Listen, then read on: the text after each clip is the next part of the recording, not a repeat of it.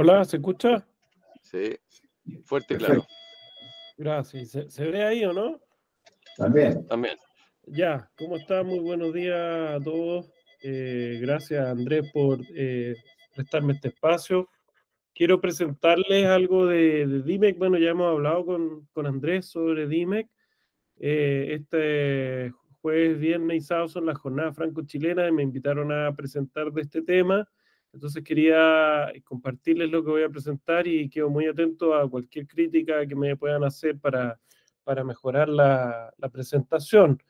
Así que yo creo que va a ser algo corto, nos presta para discusión o para después, que si quieren conversar otro tema que tenía ahí de astigmatismo. Entonces la presentación se llama Siempre DIMEC y esa es una de las cosas que vamos a discutir, cómo esta cirugía se ha posicionado incluso en casos más complejos de trasplantes endoteliales como una opción posible, relegando cada vez más un poco a DISEC. Entonces la evolución de los trasplantes lamelares la podemos ver reflejada aquí en este gráfico, ¿cierto? Donde en 2002 aparece el DISEC propiamente tal, ¿cierto? Antes estaba el DILEC, que era un poco más complejo, tenía buenos resultados, pero era complejo de sacar esa lamela posterior. Después se vio que no había problema, que no era necesario sacarla y se puso el disco entero y aparece el DISEC.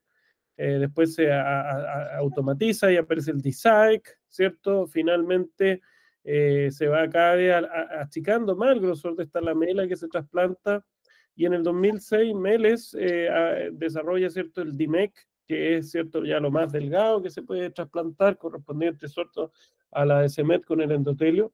Y Busin continúa con un DISEC, pero le llama el ultra thin, que es cuando su grosor es menor a 100 micras. Entonces, ¿cuáles son las indicaciones de los trasplantes endoteliales? El clásico y el que mejor se porta, digamos, en donde los resultados son siempre muy, muy buenos, es la distrofia de Fuchs. Algo que no es muy común de ver en nuestra población, pero de vez en cuando aparece uno que otro paciente. En Europa es una enfermedad muy, muy común y por eso que allá es donde se desarrollaron este tipo de trasplantes. La queratopatía bulosa pseudofáquica es más común de ver. El último caso, por ejemplo, que me tocó atender es una señora que le habían trasplantado, habían realizado cirugía de catarata, de cristalino, con lentes multifocales, y algo pasó que le tuvieron que recambiar un lente, no los dos, no sé si fue que no quedó conforme o hubo un error en el cálculo, no me queda muy claro porque no fue hecha en nuestra clínica esa cirugía. Y la paciente se le recambió el lente en ese ojo y desarrolló una queratopatía bulosa pseudofáquica que posteriormente requirió trasplante endotelial. También tenemos la posibilidad de la falla de un injerto previo, y ese injerto previo puede ser incluso penetrante, y ahí tenemos otro tipo también ya menos comunes, como la distrofia polimorfa posterior o una CHET, que son, ¿cierto?, estas edemas hereditarios de la córnea, ¿cierto?, el síndrome de ICE o el glaucoma congénito. Todos estos son ya casos más raros, pero en los cuales también funcionan los trasplantes endoteliales. Si vemos este gráfico, ¿cierto?, a la izquierda, vemos que en Estados Unidos, donde hay un registro muy ordenadito de todo esto, cada vez ha ido ganando más peso DIMEC, que viene a ser, ¿cierto?, vamos a poner aquí este puntero, viene a ser, ¿cierto?, esta curva verde. Al pasar de los años, sobre todo, ¿cierto?, desde el 2010 en adelante, DIMEC va ganando terreno y va acercándose al número de porcentaje de, por ejemplo, de penetrante o de DISEC, y probablemente estas curvas se van a cruzar en un futuro, y DIMEC sea más común que los otros tipos de trasplantes. Y aquí se ve, por ejemplo, cuál es la indicación más común de trasplante endotelial entre el 17 y el 20, es obviamente las distrofias endoteliales o la queratopatía bulosa pseudofáquica. Entre ambas contribuyen, ¿cierto?, a más del 60% de las causas de trasplantes endoteliales en Estados Unidos. Comparándolo con el trasplante penetrante, esto es algo que siempre hemos hablado, ¿cierto?, con el doctor Yaluf, que dice que estamos de acuerdo que hoy día hay estos casos de bulosa o casos de Fuchs. Hacer un trasplante penetrante vendría a ser casi un una aberración clínica, porque es una cirugía que no la necesitan estos pacientes. Básicamente la rehabilitación visual rápida es uno de los grandes plus que tienen los endoteliales, además de las menores complicaciones. Primero, no hay cielo abierto durante la cirugía, por lo tanto, la posibilidad de una hemorragia coroidea o expulsiva se disminuye. No tenemos complicaciones luego con suturas que van a estar ahí, ¿cierto?, un largo tiempo. Sabemos que al menos un año hay que dejar la sutura en un penetrante, lo que nos disminuye el riesgo de infecciones, de fuga, de acuoso, ¿cierto?, o también de astigmatismo. También el rechazo se disminuye muchísimo, por lo tanto podemos disminuir los corticoides antes del tiempo que lo hacíamos con los trasplantes penetrantes.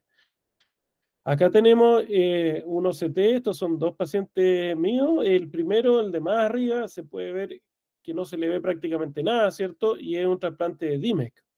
Y en el de más abajo, aquí vemos toda esta lamela, ¿cierto? Que es el DISEC. ¿Ah? Y si comparamos los grosores corneales, nos queda claro por qué preferimos hoy en día DIMEC por sobre DISEC, que como dice Andrés, siempre estamos reemplazando solamente la estructura dañada, o sea, el endotelio, y no le estamos agregando ¿cierto? Unos gramos o unos micras de estroma que no necesita esta córnea. También es mucho más fácil para las células endoteliales mantener una córnea deshidratada, ¿cierto? Sin líquido, sin edema, si la córnea tiene menos estroma que más estroma. Acá, por ejemplo, se ve, este es un paciente trasplantado de DIMEC, y aquí siempre cuesta ver en la consulta el disco, pero aquí en esta foto, más por retroiluminación, aparece toda la zona del disco donante. Y como ven, es trepanada y por eso se ve redonda tan nítida. A veces, por ejemplo, aquí se ve la zona de la desmetorrexis, ¿ah? Estos trasplantes, una vez una paciente también me dijo, oiga, doctor, fui al control y me dijo que nunca me han trasplantado la córnea, y era porque no se ve claramente el disco de DIMEC. A veces les digo a los becados para reconocerlo piensen que es como un flap de LASIK, pero que está por dentro, porque a veces así se ve, como para entender la idea. Esta es una revisión bien interesante de Cochrane, de comparar, ¿cierto?, el DIMEC versus el DISEC, ¿ya? Y tenemos, por ejemplo, en lo que es, en este gráfico primero, la comparación de lo que es mejor agudeza visual corregida, y tenemos todas las columnas que están aquí hacia la izquierda, favorecen a DIMEC, y lo que estaría hacia la derecha favorece a DISEC, y vemos que este metaanálisis ninguno que ha favorecido DISEC con respecto a lo que es agudeza visual. Ahora, al comparar de nuevo DIMEC y DISEC en cuanto a lo que es el conteo de células endoteliales, tenemos en este lado, en el lado derecho, lo que favorecería DIMEC, y en el lado izquierdo lo que favorecería DISEC, y también el metaanálisis nos muestra que la preferencia, digamos, lo que es el conteo de células endoteliales tendría que ser mayor en DIMEC que en DISEC. La comparación, ¿cierto?, en lo que es la dislocación o la luxación, que es cuando el flap, ¿cierto?, el injerto se suelta de la cámara anterior y hay que a veces hacer un rebubbling, que le decimos, o en el fondo volver a posicionarlo, y tenemos aquí que en este lado se favorece DISEC y en este lado DIMEC. Por lo tanto, DIMEC produce o entrega, ¿cierto?, algunas ventajas en términos de la agudeza visual, al costo de que tenemos un poco más dislocaciones, o le llamamos luxaciones del injerto, y necesitamos más rebubbling. Eso es algo que también sabemos. Sin embargo, las luxaciones, ¿cierto?, o dislocaciones del flap, perdón, del injerto que ocurren en DIMEC, tienden a ser mucho más autolimitadas y de un sector puntual generalmente, y no todas necesitan de reposicionamiento o de volver a inyectar gas en la cámara anterior. Cuando son mayores a un 60% o comprometen, ¿cierto?, el eje visual, ahí está la indicación de hacer un rebubbling. En cambio, en DISEC, si bien es cierto, son menos comunes, cuando ocurren son un poco más catastróficas, ya que el disco se suelta por completo y cae por su peso en el ángulo, en la cámara anterior, y hay que entrar siempre a pabellón para reposicionarlo. En DIMEC podemos hacerlo incluso en la consulta, o les voy a mostrar un video un poco más adelante. Acá, por ejemplo, hay este primer caso, este pequeño desprendimiento del disco en esta zona más periférica no requiere de hacer rebubbling. En cambio, en este paciente, como pueden ver, está adherido solo en algunos puntos el disco, por lo tanto, sí estaría recomendado hacer rebabling para que toda esta como doble cámara que se está formando desaparezca y pueda pegarse bien el injerto. Aquí vamos a ver si el video corre. Esta es lo hizo Alfonso Vázquez Pérez cuando estábamos allá en Murfield, y es básicamente la misma lámpara de hendidura. Allá hacíamos el rebabling, hacíamos una pequeña incisión, ¿cierto? Con un cuchillete como de 15 y poníamos el aire en la cámara anterior. La idea es que quede a alta presión, a lo que más pueda tolerarse, y después mandábamos al paciente a que se acostara en una camilla para que la burbuja quede boca arriba durante 1 hora. ¿Ya? Pero como pueden ver ahí, el aire está ya haciendo efecto y plegando el injerto. Y después de eso, en la misma consulta, se tomó una foto una semana después y ya se ve que está el disco pegado porque la córnea está transparente, por lo tanto está funcionando. Y es algo que, bueno, aquí no podemos, ¿cierto? Por nuestras regulaciones sanitarias hacerlo en la consulta, pero allá en un hospital público donde conseguir pabellón costaba un poco más, sí lo hacíamos y con muy buenos resultados. Aquí hay otro comparativa, ¿cierto? Y este cuadro básicamente nos resume todo lo que hemos hablado. Las huesas visuales son mejores en DIMEC que en DISEC. El rebabling tiende a ser casi 2 veces más frecuente en DIMEC que en DISEC. La elevación de la PIO es algo que también tenemos que considerar siempre en estos pacientes que van a ir a trasplante. A veces con los trasplantes endoteliales uno se relaja un poco y dice, si es tan rápida la recuperación, todo va a estar bien, menos corticoides. Pero igual estos pacientes hay que estar controlando la PIO porque pueden elevar la PIO después del trasplante. La falla endotelial es similar también en ambos casos y lo que vendría a ser, ¿cierto? Ya el conteo de células endoteliales tiende a favorecerse en DIMEC. Esto es las publicaciones en cuanto a lo que es rechazo al año. Por ejemplo, vemos que el rechazo de DISEC tiende a ser de 6%, de Ultra Thin DISEC, que es como lo que estamos haciendo más hoy en día, tiende a ser de un 2,5%, y en DIMEC de un 1%. Y a los 5 años ese rechazo aumenta, ¿cierto? En Ultra Thin DISEC a 7% prácticamente, y en DIMEC se mantiene cerca del 2,4%. O sea, vemos que siempre las tasas de rechazo tienden a ser menores de la mitad incluso en DIMEC versus en DISEC. Este es un video donde estamos preparando un poco el injerto. Este lo grabamos, ¿cierto? En la misma clínica. Y esta es la técnica, vamos a ponerlo de nuevo. Esta es una técnica que me gusta mostrar porque muchas veces es importante marcar el injerto. Nosotros podemos comprar esta córnea de varias maneras, ya procesada, marcada y listo, pero es más caro. Pero otras veces, vamos a poner pausa aquí. Uy, no se le puede poner pausa. Pero fíjense que puse una burbuja por debajo, lo plegué, estoy secando, y de esta manera puedo marcar la cara, digamos, estromal del injerto, que es la que estoy secando ahí, y la parte endotelial está protegida por esta burbuja. Y con una misma espatulita con pintura, ¿cierto? Con esta tinción vamos marcando una letra, que puede ser una L, una F, ¿cierto? Y la gracia es que el endotelio está siendo protegido por la misma burbuja, mientras yo en la cara estromal estoy marcando, ¿cierto? la letra L, y de esta manera, cuando lo injerto en la cámara anterior, yo ya sé que esa L tiene que quedar tal como la estoy marcando ahí, como la estoy viendo ahí, para saber que el endotelio está hacia abajo. Una causa común de que a veces el DIMEC no funcione es inyectar el endotelio al revés y dejarlo posicionado contra el estroma, y de esa manera no funciona. Y esto es una manera bien sencilla, y después obviamente vuelvo con pequeños chorritos de agua a volver ahí el injerto a su posición para después tomarlo y meterlo en el inyector al interior de la cámara anterior. Eso le llamo el bubble marking, que en el fondo es una técnica de marcado con una pequeña burbujita de aire que nos protege el endotelio. Hay varias técnicas para que el DIMEC funcione mejor. Por ejemplo, aquí les voy a mostrar otra, que se llama Bubble in the Roll, que consiste en inyectar el rollo con una pequeña burbujita en su interior, y esa burbuja nos va a ayudar a abrir cuando sobre todo tenemos un rollo muy apretado. El rollo apretado se da generalmente en donantes jóvenes, pero si ven, la burbuja ahí está ayudando como una especie de mano, haciendo de que podamos ir estirando esa parte de los lados del injerto que están costando. Esta burbuja está entre el estroma y el injerto, por lo tanto después hay que retirarla. Ven que ahí ya el injerto está prácticamente estirado, entonces entramos, ¿cierto?, a cámara anterior y retiramos la burbuja y después ponemos el aire ya por debajo del injerto para poder pegarlo y terminar la cirugía. Pero esa burbuja ayudó en estos rollos como apretado a pegarlo. Esta es otra técnica con aire, con burbuja, pero aquí la burbuja va a ir por debajo. Se mete una pequeña burbujita. Si vemos que quedó grande la burbuja, la podemos achicar aumentando la presión del ojo con BCS y eso nos achica el tamaño de la burbuja. Y la burbuja va a estar por debajo del injerto ahora y también va a ayudar a posicionar el injerto. Fíjense que la pupila está dilatada por completo, entonces necesitamos tener un apoyo para que el disco no se nos vaya a caer, por ejemplo, al saco.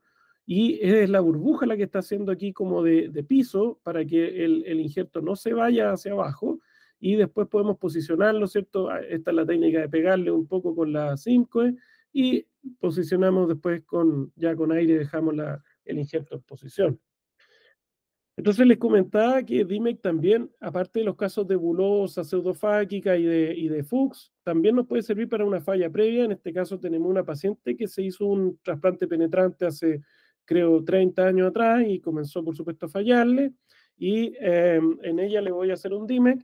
Fíjense que las incisiones tienen que ser bien en la periferia para respetar la unión injerto-donante. La DC-metorrexis tiene que ser por dentro de la córnea donante anterior, tiene que ser muy cuidadosa, ya que el anillo de Price, o sea, el gancho de Price o el Sinskey reverso puede lesionar esa unión donante-receptor antigua y abrirla. Entonces hay que tener mucho cuidado al sacar la de CEMET.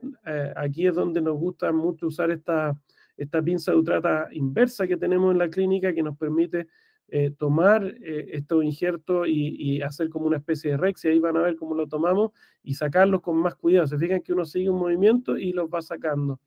Y el injerto acá tiene que ser del tamaño, ojalá del tamaño o un poquito más pequeño aún que el donante, ya que esa es la única zona en donde vamos a posicionarlo.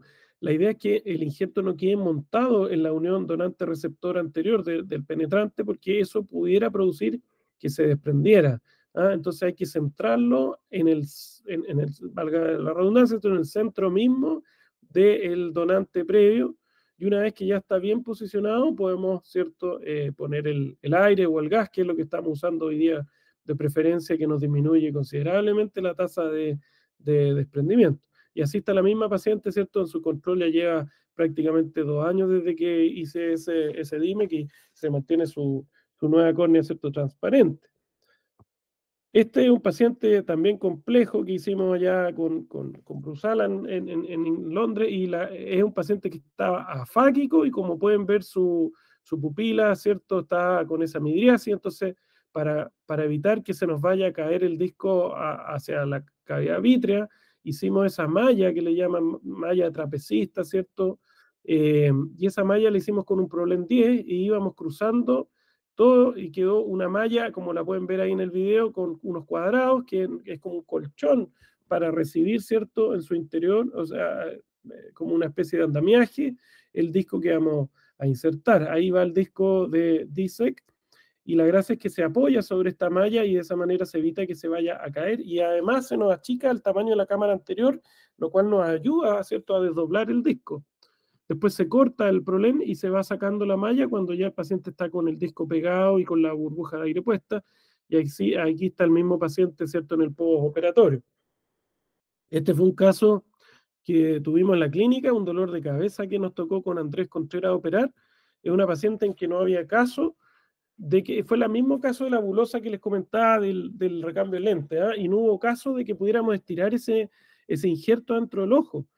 Lo tratábamos de estirar con chorros de aire, con el tapping habitual, y el injerto permanecía doblado, así que nos dimos cuenta que había fibrina en la cámara anterior, lo cual es muy común que ocurran en estos casos que el paciente han tenido varias cirugías. Fíjense cómo el injerto está pegado, lo vamos a estirar y se devuelve como con un elástico. Arriba lo mismo, miren, con un elástico que hubiese ahí, y ese elástico es nada menos que bandas de fibrina que empezamos a sacarlas, ¿cierto? Con la misma pinza. Fíjense cómo van saliendo las bandas de fibrina, y estas bandas de fibrina cuesta a veces identificarlas, porque son, miren ahí la que se forma, y empezamos a sacarlas todas. Luego, para la paciente, empezamos a utilizar heparina de bajo peso molecular en el BSS, y eso nos disminuye esta formación de bandas de fibrina. Finalmente, tuvimos que sacar todo el injerto, volver a estirarlo, ¿cierto?, en BSS, y vemos que tampoco se estiraba acá cuando quedaba flotando con los chorritos de agua. Así que decidimos montarlo en su córnea, digamos, original, donde venía, para poder tratar de peinar. Y fíjense cómo va saliendo fibrina nuevamente de este disco. Por eso no se podía estirar. Estaba enrollado como con fibrina. Entonces lo tratamos de estirar ahí lo más posible, y finalmente ya pudo plegarse e inyectarse en el ojo. Ahí se ve la S que lo marcaba, ¿cierto? Y ya en el ojo, que como les comentaba, se lavó con heparina. Ahí está el resultado, ¿cierto? En el mes del postoperatorio, la paciente, la córnea, como está, digamos, transparente. Sin embargo, ese injerto probablemente su duración no va a ser muy larga, ya que toda la manipulación que tuvo le debe haber descontado una buena cantidad de células endoteliales. Esto es algo que también puede ocurrir, que se llama el rechazo agudo, y es cuando uno inyecta, fíjense cómo sale. Y eso ocurre generalmente porque tenemos la presión muy alta de la cámara anterior, y al sacar, ¿cierto?, el inyector, sale la misma presión del ojo, bota el injerto por la incisión. Y esa es una de las etapas críticas de la cirugía, en la cual el ayudante tiene que ayudarnos a cerrar lo más posible lo vamos a poner de nuevo, la incisión, para que evitemos que salga esto, pum, el rechazo agudo, ¿cierto?, que le llamamos del donante. La verdad que se vuelve a posicionar y a inyectar con cuidado, no tiene por qué ser, digamos, algo que vaya a dificultar mucho más la cirugía. Vamos a ver, entonces, a modo de conclusión, ¿cierto? Tenemos que el DIMEC es mejor hasta ahora. ¿Y por qué digo hasta ahora? Porque lo que viene, al parecer, ahora va a ser la inyección, ¿cierto?, intracameral de las células cultivadas con un par, digamos, de moléculas de magnetismo que se van a inyectar en la cámara anterior, y después, como tratamiento externo, en vez de este posicionamiento del paciente boca arriba con la burbuja de aire, se le va a poner una especie de lente de contacto al paciente magnético, y de esa manera las células se van a adherir a la cara, ¿cierto?, del endotelio corneal, y se van a multiplicar. Esto ya está haciéndose con excelentes resultados en Estados Unidos y en Japón, y quizá en un futuro vaya a ser ¿cierto?, la solución. Básicamente porque de una córnea donante podemos sacar para 100 personas células. Yo creo que eso es lo más atractivo acá en este caso, ¿eh? Así que quizás eso vaya a reemplazar al DIMEC en un tiempo más, no lo sabemos. Se puede hacer DIMEC también en casos complejos con ciertas ayudas, como vimos algunas, ¿cierto? El bubble in the roll o el bubble under the roll, ¿cierto? Esas técnicas de las burbujitas que nos ayudan a evitar que el injerto se caiga y a desdoblar el injerto.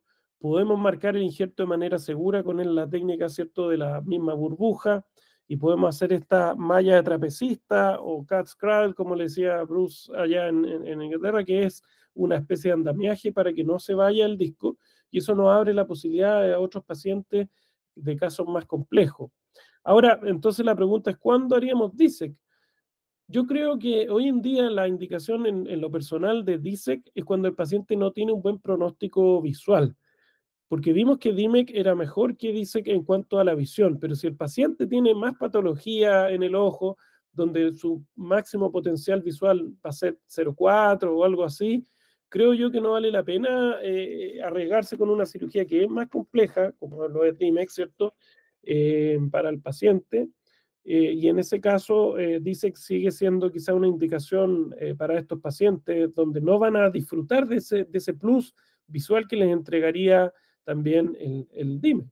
Y ahora el otro caso, que ya es un poco más a nivel local, podría ser hasta incluso un motivo económico, porque el disco de DISEC es carísimo, como viene cortado desde el mismo banco de ojos, vale cerca de $3.000. En cambio, en DIMEC podemos prepararlo nosotros en el pabellón y la córnea vale la mitad porque es una córnea de injerto penetrante. Entonces también podría ser otra indicación, digamos, de cuándo preferir el DIMEC versus el DISEC por ese motivo, lo cual suena súper raro, pero es así. Ahora, todo eso a expensas, ¿cierto?, del estrés del cirujano de preparar la córnea, que sin backup y todo eso es mucho más estresante que comprarla ya preparada de Estados Unidos, porque uno ya está comprando el resultado de esto, versus si la prepara uno, asume, digamos, ese riesgo de que quede bien. Así que eso es lo que les quería presentar. Obviamente para las jornadas van a ser más cortas esta discusión. Pasaremos menos diapos y más rápido porque hay un máximo de tiempo digamos, de unos minutos. Los dejo invitados a seguir, ¿cierto?, a la Fundación Córnea Chile, una fundación que tenemos junto a Andrés, en la cual estamos juntando ciertos casos sociales para poder realizarles trasplantes de córnea. La clínica está participando también, haciendo cierto labor social, así que pucha, ojalá todos pudieran participar, hacerse socios de la fundación. Ya tenemos algunos casos de pacientes que hemos operado y tenemos casi 40 pacientes inscritos. Recordemos que los trasplantes de córnea hay una listado de espera de casi 900 personas en el país y las prioridades nacionales generalmente se agotan los primeros y así todo cuesta. O sea, hay escasez de córnea, las córneas se pueden traer de Estados Unidos, en Estados Unidos a veces también escasean, hay una nueva regulación de la FDA con todo el tema de los casos de muerte con infección del donante, no se van a considerar, por lo tanto van a disminuir la cantidad de donantes de córnea, pero sabemos que una patología que si se puede comprar la córnea se puede solucionar. Entonces, a diferencia de otra patología ocular. Entonces, la idea de esta fundación justamente es poder ayudar a la gente que no tiene recursos para comprar la córnea o para pagar la cirugía y poder ayudarlo, y así lo hemos hecho, pero necesitamos la ayuda de más socios y más difusión de la fundación. Yo creo que ya estamos con el tiempo y vamos a dejar quizás para otra sesión el asunto del astigmatismo, que es algo también muy, muy interesante que podemos discutir en otra reunión. Así que aquí voy a dejar de compartir y cedo la palabra.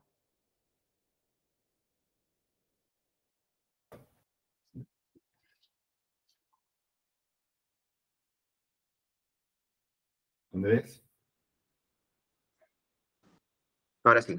Osvaldo, bueno, primero felicitarte por la presentación. Me parece excelente. O sea, pudiste hacer como el recorrido histórico y que yo creo que es súper importante para poner en contexto la cirugía.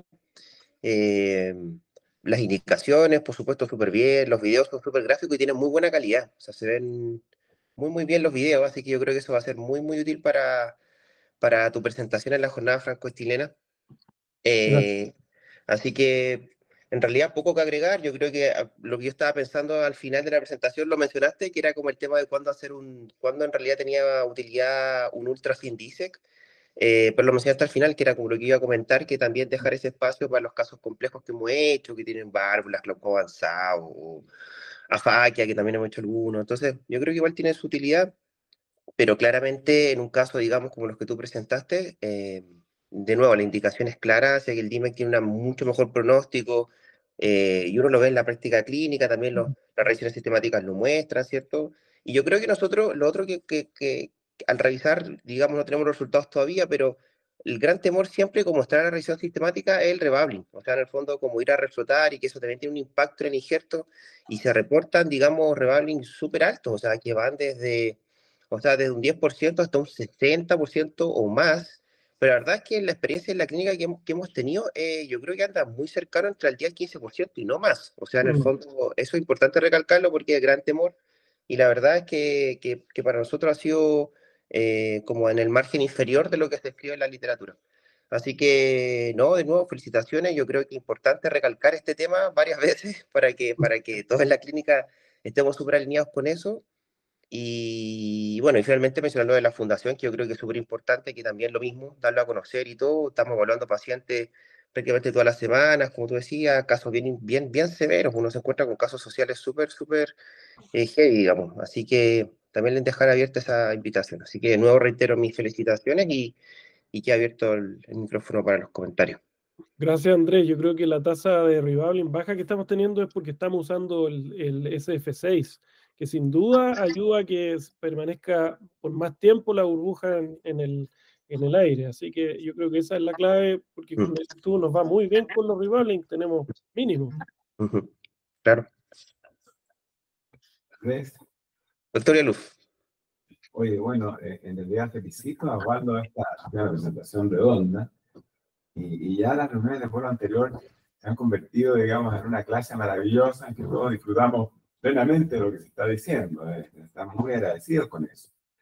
Y simplemente certificar algo que mencionó Osvaldo al comienzo, de que la propagación de esta información tiene que ser más y más cada vez, especialmente si los que estamos en la clínica ya estamos conscientes del punto.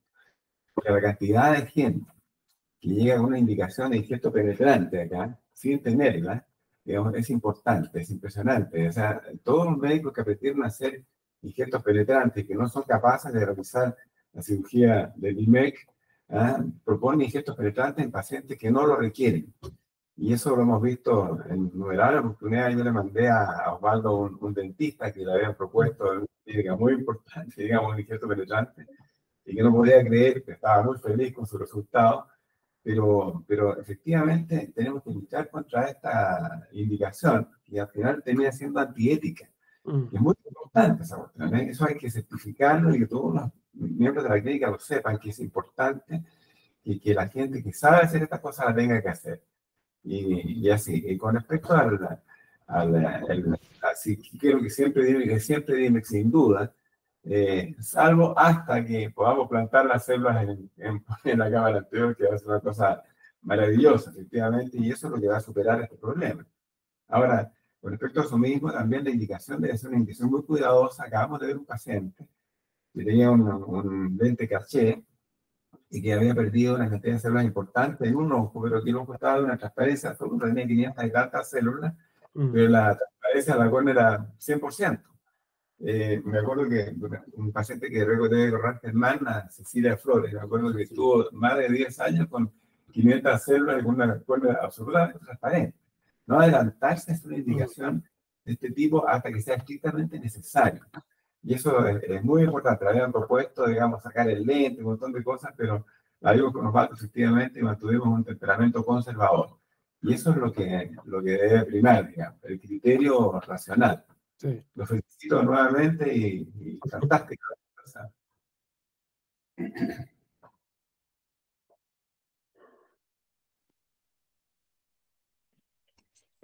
Pero no sé si hay algún otro comentario. Yo felicitar también a Osvaldo. La verdad que ha sido una extraordinaria presentación, sobre todo que nos pone al día de una técnica que es todo, por todos lados muchísimo mejor que lo que existe. De ahí se desprende lo que ha enfatizado el doctor Yaluf y Osvaldo y Andrés, que estas reuniones son un medio de comunicación dentro de la clínica muy importante que tenemos que tratar de estimular, para que la asistencia sea muchísimo mayor. Yo creo que ese es un tema que viene de cómo hacer para que la asistencia pueda ser más abundante a estas reuniones, que eso es un medio de comunicación muy importante. Así que creo que eso hay que estimularlo en lo que viene. No sé si Osvaldo sabe que tiene que hacer la presentación en francés, ¿eh? ¿Cómo? Tiene que hacer la presentación en francés, en la jornada franco-chilena. Hay traductores. Así que no ponga tanto título en inglés.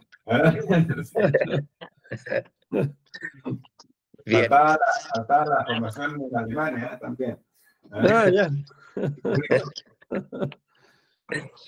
Bien, yo creo que vamos a dejar hasta acá la reunión. Bueno, de nuevo felicitar a Osvaldo, excelente presentación. Sin duda te va a ir muy, muy bien el Congreso, seguro.